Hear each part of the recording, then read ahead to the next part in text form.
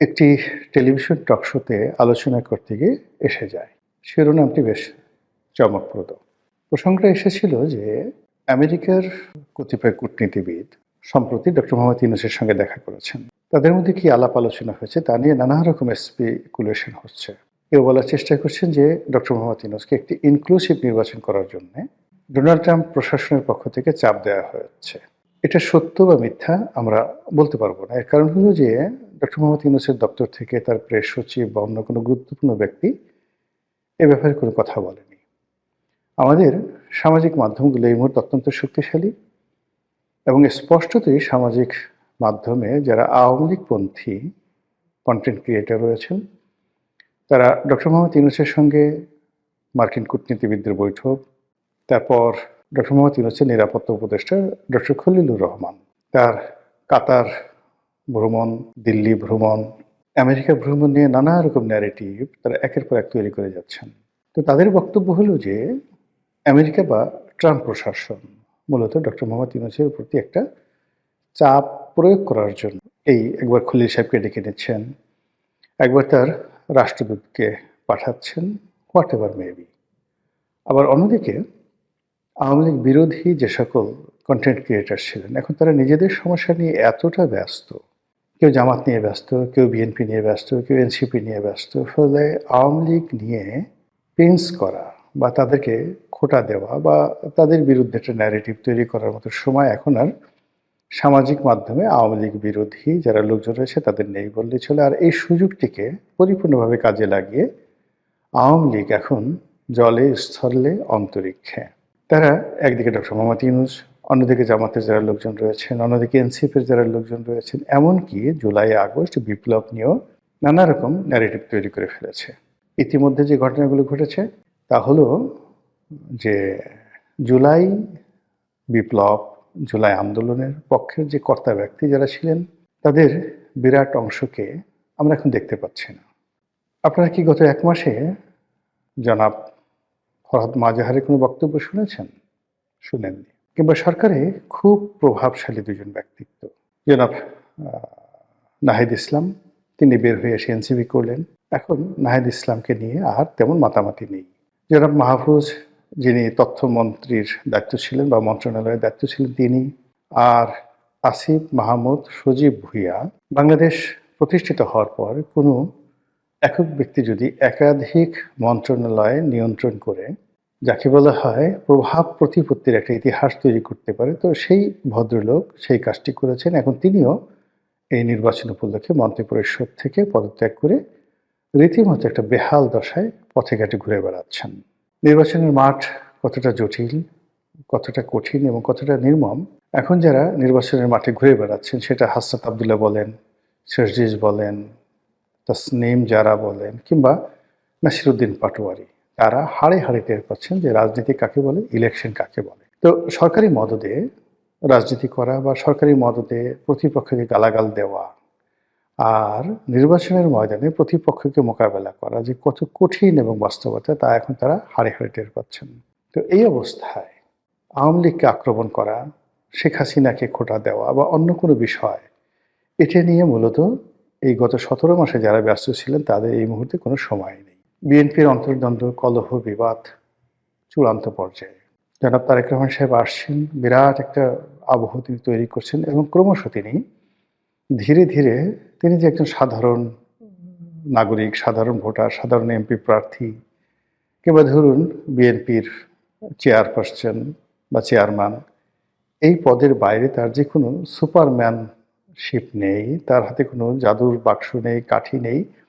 এটি ক্রমশ এই মুহূর্তগুলো কেটে যাচ্ছে এবং তিনি খুব সাধারণ একজন মানুষ রূপে সমাজে বিচরণ করছেন এবং তাকে কেন্দ্র করে যে গত কয়েকদিন, ধরুন অলমোস্ট ১০ দিন, তিনি এলেন ডিসেম্বরের ২৫ তারিখে, সেখান থেকে জানুয়ারির ৫ তারিখ পর্যন্ত তাকে কেন্দ্র করে যে ভাইবটি ছিল এটি এখন কমতে কমতে কমতে কমতে মানে একেবারে স্বাভাবিক অবস্থায় চলে আসছেন। এখন তার মধ্যে, জামাতের আমিরের মধ্যে কিংবা এনসিপি নাহিদের মধ্যে আসলে কতটুকু পার্থক্য রয়েছে এটি বোঝা যাবে আরও সপ্তাহখানিক পর।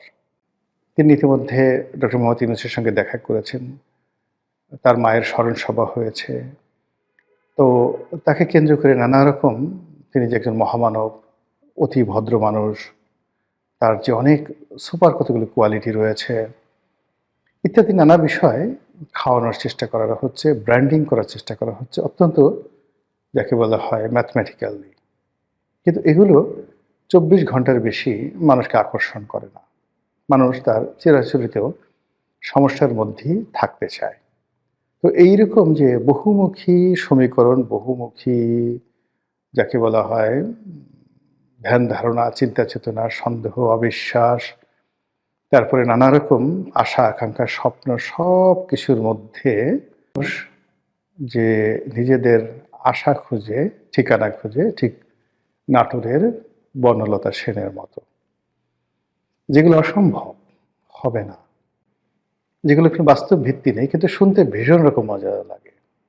কল্পনা করতে ভীষণ রকম তৃপ্তিবোধ হয়। এই বিষয়গুলোর দিকে মানুষের আকাঙ্ক্ষা বেশি এবং সেইগুলো নিয়ে সামাজিক মাধ্যমে তোলপাড় হয়। আর তারই ধারাবাহিকতায় ডক্টর মোহাম্মদ ইউনূসের সঙ্গে এই যে আমেরিকান যারা রাষ্ট্র দূত বা আমেরিকার যারা রাষ্ট্রীয় প্রতিনিধি এলেন, তারা এসে তাকে যেটা বললেন, কি বলেছেন আমরা জানি না। তার প্রেক্ষিতে হঠাৎ করে আজব একটা বিষয় এলো। ডক্টর মোহাম্মদ ইউনূস বললেন যে, আওয়ামী লীগ তাদের সঙ্গে রিকনসিলিয়েশন হতে পারে যদি তারা সরি বলে, দুঃখ প্রকাশ করে। আর এই যে আওয়ামী লীগের সঙ্গে রিকনসিলিয়েশন বা আওয়ামী লীগের সরি বলা, দুঃখ প্রকাশ করা, অপরাধ স্বীকার করা, এই বিষয়গুলো নিয়ে নানা সময় ডক্টর মোহাম্মদ ইউনূসের যে প্রেস সচিব আছে তিনি বিভিন্ন রকম কটূক্তি করেছেন। তো এই বিষয়গুলো নিয়ে যখন আলোচনা হচ্ছিল একটা টেলিভিশন টক শোতে, তখন উপস্থাপিকার জবাব দিতে গিয়ে আমি এখানে হঠাৎ করে বলেছিলাম যে আওয়ামী লীগের যে ইগোবোধ, তারা ইঁদুরের বিষ খেয়ে মারা যাবে, আত্মহত্যা করবে, ২০ তলা বিল্ডিং থেকে ঝাঁপিয়ে পড়বে, কিন্তু কোনো অবস্থাতেই তারা ডক্টর মোহাম্মদ ইউনূসের কাছে আত্মসমর্পণ করবে না, সরি বলবে না। এটা তাদের একটা ইগো। তো এই বক্তব্যটি অনেকটা ভাইরাল হয়ে যাওয়ার পরে আমার কাছে মনে হলো যে এই বিষয়টি নিয়ে আরেকটু বিস্তারিত আলোচনা করা দরকার। আমাদের দেশের যে রাজনীতি, সেই রাজনীতির মধ্যে প্রতিহিংসা একটা বিরাট ফ্যাক্টর। কোনো রাজনীতিবিদদের মধ্যে যদি এই বাংলায় কোনো প্রতিহিংসা ঢুকে যায়, সে পদ পদবি পাওয়ার সঙ্গে সঙ্গে উইদিন ২৪ ঘন্টার মধ্যে তার সেই প্রতিহিংসা সে চরিতার্থ করবেই। এর বাইরে অন্য কিছু থাকতে পারে অন্য জাতির ইতিহাসে, কিন্তু বাঙালি জাতির ইতিহাসে সেটা নেই। কাজেই এখানে প্রতিনিয়ত প্রতিহিংসা রাজনীতি হচ্ছে এবং হবে। ২ নম্বর হলো যে যখন কোনো একটা মানুষ রাষ্ট্র ক্ষমতায় বসে, মানে যদি ইভেন ২৪ ঘন্টার জন্য আপনি কাউকে কোনো পদ পদবিতে বসিয়ে দেন, ওর মধ্যে একটা অহমিকা চলে আসে। সে নিজেকে অভিজাত ভাবতে শুরু করে, নিজেকে ব্লেসড, আল্লাহর যাকে বলা হয় আশীর্বাদ পুষ্ট ভাবতে শুরু করে। ইত্যাকার নানা বিষয়াদি সেখানে রয়েছে। তো সেই দিক থেকে আওয়ামী লীগ সেই 1954 থেকে কখনো রাজপথ কাঁপিয়েছে, কখনো রাজপ্রাসাদ কাঁপিয়েছে, কখনো সিংহাসন কাঁপিয়েছে। বহু ভালো কাজ করেছে, বহু মন্দ কাজ করেছে।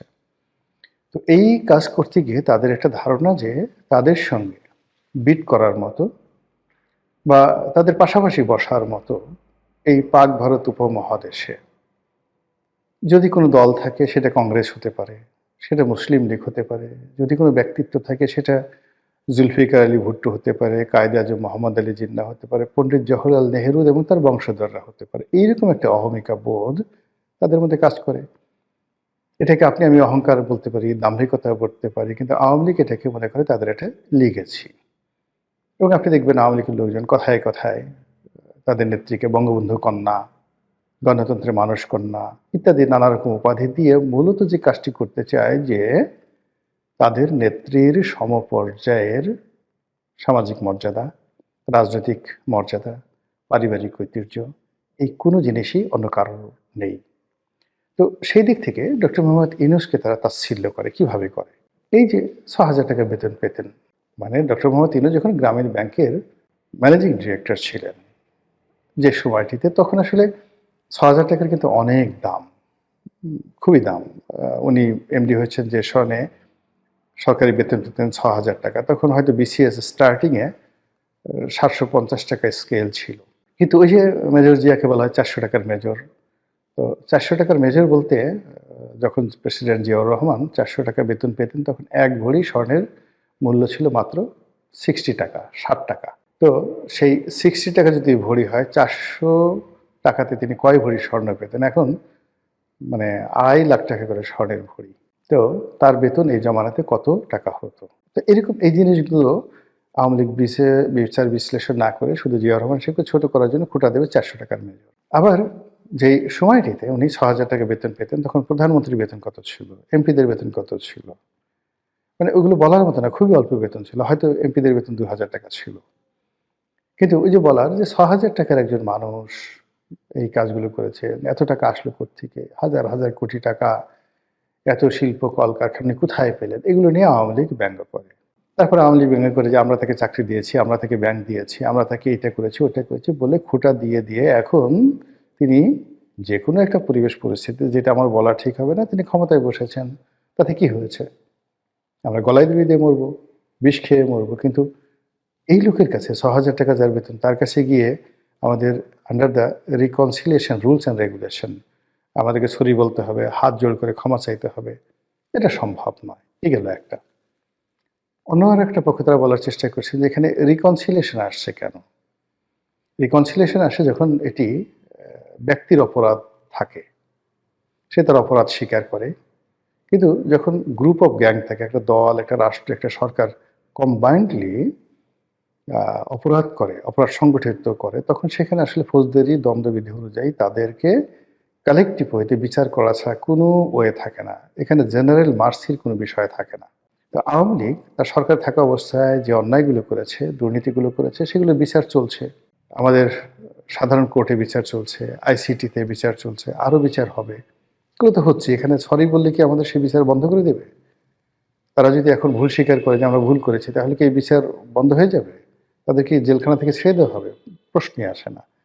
ফলে বিষয়টা হলো এরকম যে বিচারের কাজ চলতে থাকুক, বিচার হতে থাকুক, যারা অপরাধী তারা শাস্তি পাক, আর যারা অপরাধ করেনি তারা মুক্ত থাকুক এবং তারা রাজনীতি করুক। এবং এই যে রাজনীতি, এটাকে আপনি কোনো সংজ্ঞার মধ্যে ফেলবেন না। এটা যেকোনো রাজনীতিবিদ, যেকোনো জনগণ, যেকোনো মানুষ, স্বাধীন দেশের নাগরিক, তার একটি মৌলিক অধিকার।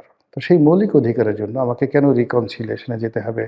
ডক্টর মোহাম্মদ ইউনূসের কাছে মাপ চাইতে হবে? এই কথাগুলো নিয়ে আওয়ামী লীগের লোকজন বিতর্ক করছে। আর এরই প্রেক্ষিতে আমি ওই যে শব্দটি, যে তারা বিষ খেয়ে মরবে, ইঁদুরের বিষ খেয়ে মরবে, কিন্তু তারা মাপ চাইবে না।